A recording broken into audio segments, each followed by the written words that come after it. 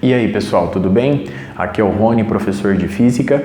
Neste vídeo nós vamos calcular o potencial eletrostático em um ponto P devido a um dipolo elétrico. Como nós sabemos, um dipolo elétrico é constituído por um par de cargas elétricas pontuais de mesmo valor em módulo, porém de sinais distintos. Observe a figura. Nela, as duas cargas elétricas estão sobre o eixo Z. O vetor momento de dipolo elétrico, que eu represento pelo vetor P, ele é definido como o produto da carga pelo vetor L, onde o vetor L é um vetor que tem origem na carga negativa e término na carga positiva, de forma que o vetor P pode ser reescrito como Q vezes L na direção do versor K. Compare as duas figuras para que você entenda essa expressão. O vetor P tem a mesma direção e sentido do eixo Z.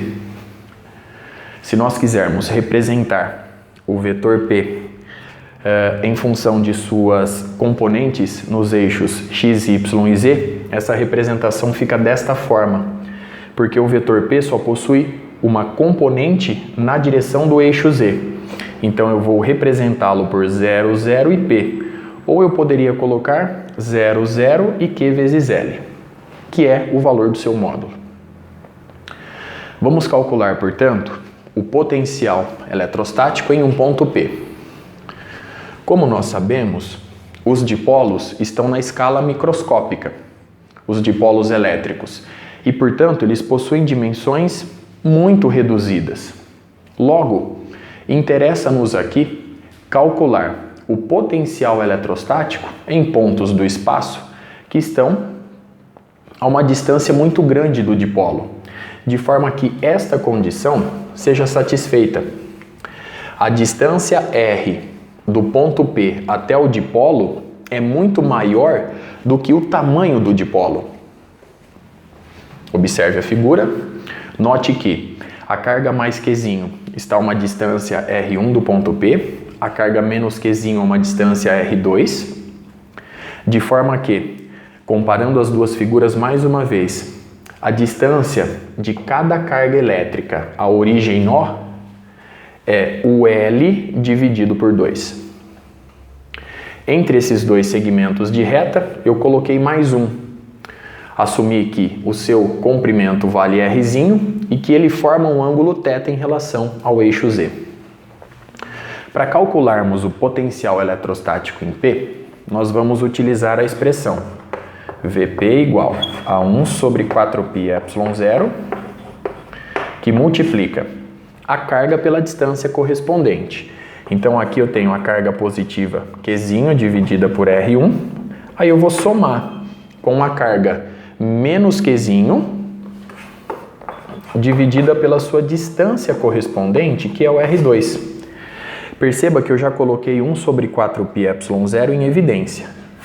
Aqui, fazendo regrinha de sinal, a gente pode colocar o sinal de menos. Bom, colocando o Qzinho em evidência, nós temos que Vp é Q sobre 4πε0, que multiplica 1 sobre R1 menos 1 sobre R2. Agora note o seguinte. Como o ponto P está muito distante do dipolo elétrico, nós podemos assumir, com essa consideração, que esses dois segmentos de reta são aproximadamente paralelos entre si. Observe a figura. Então aqui nós temos a distância R2, aqui nós temos a distância R1 e os dois segmentos aproximadamente paralelos entre si. Aqui eu ilustrei o segmento de comprimento R. Perceba que, como eu estou assumindo que estes dois segmentos são paralelos, eu posso colocar o ângulo θ aqui embaixo, como eu fiz nesta figura. Desta forma, nós podemos fazer algumas aproximações aqui. O potencial eletrostático no ponto P, eu vou reescrevê-lo da seguinte forma. Q sobre 4πε0 que multiplica. Eu vou deixar o produto no denominador, vou dividir pelo de baixo e multiplicar pelo de cima. Este dividido por R1 sobra o R2. Então fica R2 menos este dividido por R2 sobra o R1 vezes 1R1. O produto eu vou aproximar de maneira bem tranquila, porque perceba que o R2 e o R1 são aproximadamente iguais. Como eu disse, o dipolo é microscópico.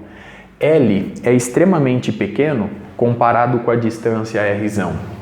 Portanto, essa diferença aqui no produto, essa diferença eu vou torná-la desprezível, que é a diferença entre R2 e R1. Perceba que aqui eu tenho R2, aqui eu tenho R1. Então, R2 menos R1 é o xzinho que eu representei aqui, o comprimento deste segmento.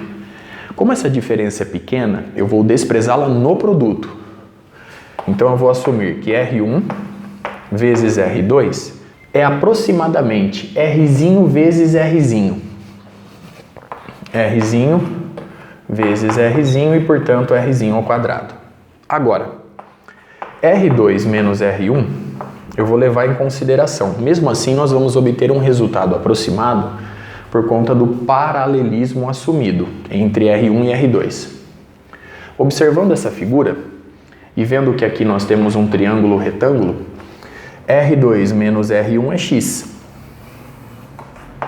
X pode ser obtido nesse triângulo retângulo. Se eu fizer o cosseno do ângulo θ, cosseno de θ é o cateto adjacente x pela hipotenusa L. Então, x é L cosseno de θ. Então, vamos colocar aqui L cosseno.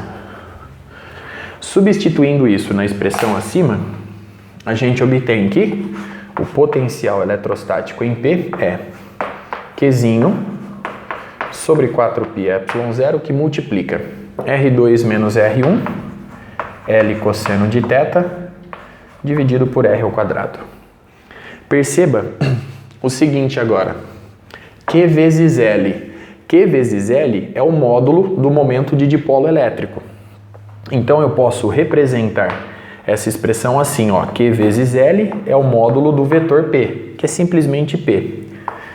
Aqui eu tenho o cosseno de θ, não podemos nos esquecer do 1 sobre 4πε0. Vamos alterar aqui mesmo? Então, ó, trocando o Q vezes L por P, então eu fiquei com P cosseno de θ dividido por Rzinho ao quadrado. Observe a expressão. Nós podemos ainda representá-la de outra forma, utilizando aqui um produto escalar. Então, 1 sobre 4πε0, que multiplica P vezes o cosseno de θ, eu posso escrever como sendo o produto escalar do vetor P pelo versor R, dividido aqui por R2, R ao quadrado. Perceba o seguinte, o vetor P está nessa direção e sentido, e o versor R está nessa direção e sentido. Então, quando eu faço esse produto escalar, eu faço o módulo de P, que é P, vezes o módulo de R versor, que é 1, vezes o cosseno do ângulo entre eles, que é θ. Muito bem. Nós podemos ainda fazer o seguinte nessa expressão.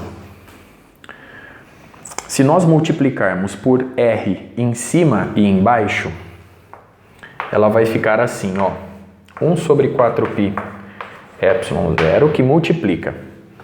Como eu multipliquei por R em cima e embaixo R ao cubo. Em cima eu tenho R versor. R versor é o vetor R. Então, eu troco o versor R pelo R vetor devido à multiplicação em cima e embaixo. Então, eu posso calcular o potencial eletrostático total em um ponto P do espaço muito distante do dipolo por meio de uma dessas três expressões. Muito bem, com isso eu encerro este vídeo. Até a próxima!